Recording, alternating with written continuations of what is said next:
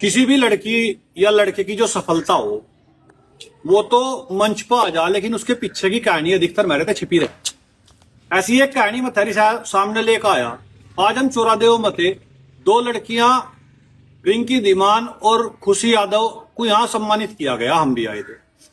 और वे जहां बैठकर सालों से पढ़ाई कर रही थी वो लाइब्रेरी, आप यकीन नहीं करोगे, निःशुल्क। इंटरनेट, किताबें, लैट्रिन, बाथरूम, बिजली, पानी, सब पूरी सुविधा। और पैसा सबका हो जाए, लेकिन पैसे को खर्च करने का जज्बा नहीं होता, वो भी समाज उद्धार में। और जिसमें तो कुछ निकलना ना हो वहां तो करता ही कोई नहीं।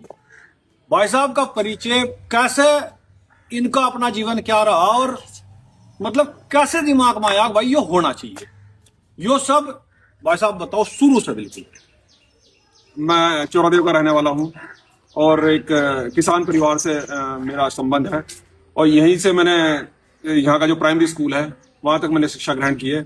उसके बाद हमारे पिताजी हमें रुड़की लेके चले गए थे, फिर बाकी रुड़की में मेरी शिक्षा हुई। तो मैं पहले तो मैं जब बीएससी कर रहा था, BSc second year JVJ Saharanpur degree college से, तो मेरा सिलेक्शन एयरफोर्स में हो गया। मैं टेक्नीशियन था, सही मायने में कहूँ तो जहाज को ठीक करने वाला। जो मैंने फाइटर जहाज थे, लड़ाकू जहाज, उनको मैं ठीक करता। और उसके बाद मैंने वहाँ 20 साल नौकरी की। 20 साल नौकरी करने के बाद मेरा बैंक में सिलेक्शन हो गया और मैं फिर पंजाब नेशनल बैंक में आ गया। फिलहाल मैं शाखा प्रबंधक के पद पर हूँ PNB बैंक में। तो मैं सोचता अपने गांव के, इसी गांव से पढ़ा लिखा हूँ, बड़ा हुआ हूँ, तो मैं चाह रहा था कि कुछ करूँ, किसी के लिए कुछ ना कुछ करूँ।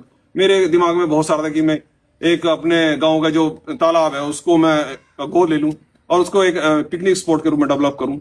फिर मैंने सोचा कि कोई वृद्धाश्रम खोलूँ, पर चीजें उनमें सब में उलझ रही थी।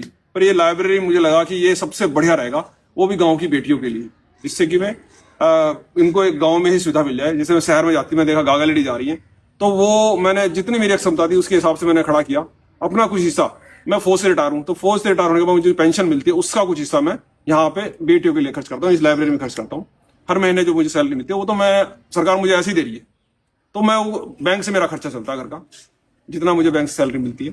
तो उससे मैंने कहा कुछ ना कुछ करो। तो मेरे दिमाग में ये एक लाइब्रेरी खोलने का प्लान आया, तो मैं यहाँ तक पहुंचा हूँ। अच्छा भाई साहब, मोटिवेट किसने किया आपको ये करने के लिए? वैसे देखो, शुरू से ही मेरी इच्छा थी कि बचपन से कि मैं कुछ ना कुछ करूं, समाज के लिए कुछ अच्छा करूं। तो वो मैं फौज में कर गया। तो फौज की नौकरी एक पैसा कमाने के लिए नहीं होती, एक समाज सेवा और देश सेवा की भावना वहां से जागृत रहती। तो मुझे वो फौज से सीखा है कि समाज सेवा में भी कुछ अपना योगदान देना चाहिए। और आपके तो पापा भी फौज में थे? मेरे फादर फौज में। ठीक है जी। अच्छा, आप तो वहां हो, यहाँ कौन देखता है जी?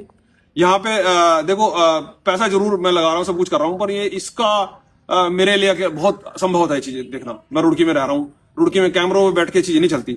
मेरे चाचा बराबर रहते हैं, उनका नाम प्रदीप यादव है। प्रदीप यादव जी ये मुझे यहाँ पे पूरा सपोर्ट करते हैं। बच्चों में आपस में कुछ जरूरत है या कुछ चीज मेरी खराब हो गई है, जैसे पानी नींद है, कई बार कुछ और इशू, बिजली का इशू हो जाता है, कई बार मेरा सोलर नहीं काम करता, तो मैं इनको तुरंत फोन करता हूँ। इन्होंने तत्पर रहते हैं बच्चों की सेवा करने के लिए, निस्वार्थ सेवा करते हैं बिल्कुल, और तहे दिल से करते हैं। अच्छा, बच्चे मुझे इतना जानते जितना इनको जानते हैं। अच्छा भाई साहब, एक बात और, जब आपने शुरू करा, भाई आमदनी तो इसमें तो कुछ होनी नहीं थी, तो भाभी जी ने नहीं कहा भाई पैसे डाल ले कहाँ तुम सारे के सारे?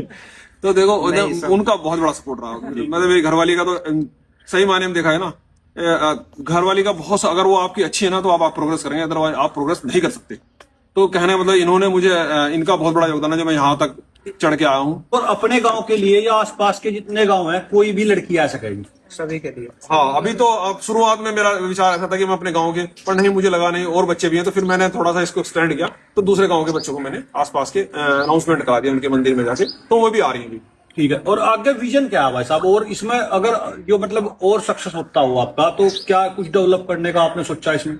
मैं देखो, मेरा आगे का जो प्लान है, मैं सोच रहा हूँ कि यहाँ पे ना आसपास हमारे फैक्ट्रियां बहुत है, डिस्ट्रिक्ट हरिद्वार में, सहारनपुर में फैक्ट्रियां, तो मैं यहाँ से बच्चे तैयार करूँ।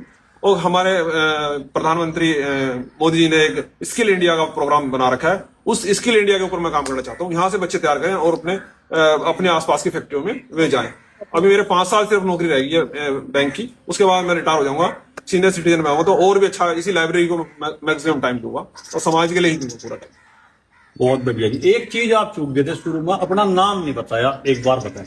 मैं अक्षय कृपाल सिंह यादव हूँ और चौरादेव का रहने वाला हूँ। भाभी जी का नाम बता दो एक बार। सरिता। भाई साहब थे भाई, ऐसे भी आदमी हैं दुनिया में। और ये आज वे बहन थी खुशी यादव और रिंकी यादव, रिंकी धीमान बहन, उन्हें तो आपने खूब देखा होगा, स्टोरी लगी हो देखी। ये भाई जी चपर रहे थे और जाए में एक प्लेटफॉर्म तैयार कर रखा है इन्होंने, बहुत बढ़िया। तो भाई मेरी आप पर्सनली कोशिश रहा है कि ऐसे आदमियों को अप्रिशिएट किया जाए जो आगे भी कोई अपने गांव में ऐसा करने को सोचे, और भाई करना चाहिए। जो समाज के लिए करे उन्हें हमारा तो कम से कम फर्ज है कि आगे दिखाओ। और बाकी भाई साहब के बारे में आपकी क्या राय है, कमेंट कर सको। धन्यवाद।